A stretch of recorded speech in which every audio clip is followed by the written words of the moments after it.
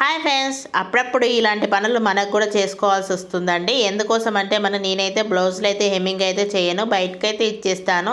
ఈ బ్లౌజ్ వచ్చేసి అర్జెంటుగా ఇవ్వాల్సి వచ్చింది కాబట్టి నేనైతే చేసేసాను. ఇక్కడ చూడండి, నేను కాజాలు అయితే వేస్తున్నాను కదా.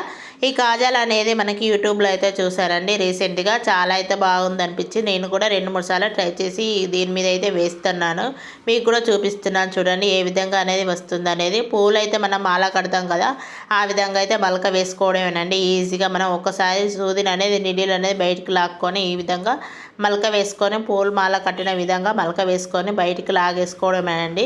ఇప్పుడు మలక వేసుకున్న దాన్ని మనం చేతితో గట్టిగా పట్టేసుకొని దారం మొత్తాన్ని బయటికి అయితే తీసేసుకొని మొత్తాన్ని మనం ఈ విధంగా వెనక్కి లాక్కొని మనం బయటికి దించేసుకొని ముడి వేసుకోవడమేనండి. చాలా బాగుంది ఈ టిప్ అయితే, చాలా బాగా అయితే నచ్చేసింది కదా. మీకు కూడా నచ్చినట్లయితే లైక్ చేయండి ఫ్రెండ్స్.